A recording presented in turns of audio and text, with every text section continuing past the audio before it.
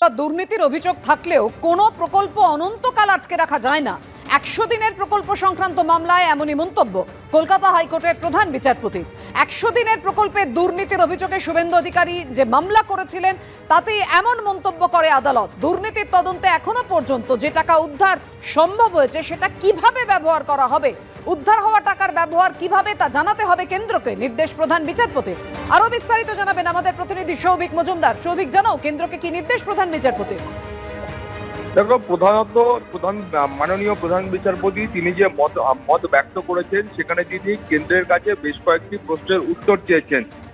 প্রথমত তার বক্তব্য হলো যে এই গোটা বিষয়টাতে একটা দুর্নীতির অভিযোগ উঠেছে, কিন্তু সেই দুর্নীতির অভিযোগ উঠলে প্রাথমিক যে কাজ কোনো সংস্থার থাকে, সেটা কেন্দ্রীয় সংস্থা বা রাজ্যের সংস্থা হতে পারে, তারা গোটা বিষয়টার একটা অনুসন্ধান করতে পারেন, তারা একটা ইনভেস্টিগেশন করতে পারেন, তারা একটা ইন্সপেকশন করতে পারেন এবং এগুলো করার পরে তার যা প্রয়োজনীয় পদক্ষেপ আছে সেই পদক্ষেপ তারা গ্রহণ করতে পারেন আইন অনুযায়ী। কিন্তু এই ধরনের কোনো প্রকল্পের কাজ সেটাকে অনন্তকাল বন্ধ করে রাখা সম্ভব না, সেটা বন্ধ করে রাখা যায় না, এই মর্মে মাননীয় প্রধান বিচারপতি তার মত ব্যক্ত করেছেন। ফলে তিনি কেন্দ্রের কাছে উত্তর চেয়েছেন যে অবিলম্বে এই ১০০ দিনের কাজের প্রকল্পটাকে পশ্চিমবঙ্গের ক্ষেত্রে আবারও আরম্ভ করার ক্ষেত্রে কি কি পদক্ষেপ গ্রহণ করা সম্ভব সেই প্রশ্নের উত্তর তিনি কেন্দ্রের কাছে চেয়েছেন।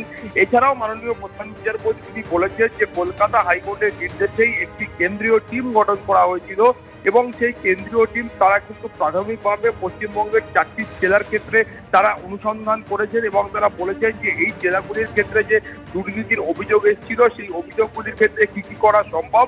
এবং তুমি জানো যে ইতিমধ্যেই কিন্তু বেশ কিছু টাকা সেটা উদ্ধার করা সম্ভব হয়েছে, অর্থাৎ যে দুর্নীতি হয়েছিল সেখান থেকে উদ্ধার করা সম্ভব হয়েছে। ফলে এই ৪টি জেলাকে বাদ দিয়ে গোটা পশ্চিমবঙ্গের অন্যান্য জায়গায় এই প্রকল্প আবারও কিভাবে কবে থেকে চালু করা যায় সেই প্রশ্নের উত্তর কেন্দ্রের কাছে তিনি চেয়েছেন এবং তার পাশাপাশি তিনি বলেছেন যে এই যে টাকা উদ্ধার করা হয়েছে সেই টাকা কিভাবে ইউটিলাইজেশন সম্ভব সেই প্রশ্নের উত্তরও কেন্দ্রের কাছে তিনি চেয়েছেন। ফলে সব মিলিয়ে ১০০ দিনের প্রকল্পের টাকা যেটা কিন্তু এ রাজ্যের তরফ থেকে বারবার অভিযোগ করা হচ্ছে কেন্দ্রীয় সরকার দিচ্ছে না, কেন্দ্রীয় সরকার আটকে রেখেছে, সেটা নিয়ে আজকে মাননীয় প্রধান বিচারপতির যে প্রশ্ন এবং যে পর্যবেক্ষণ এবং কেন্দ্রের কাছে তিনি যে উত্তর চেয়েছেন সেটা কিন্তু অত্যন্ত গুরুত্বপূর্ণ।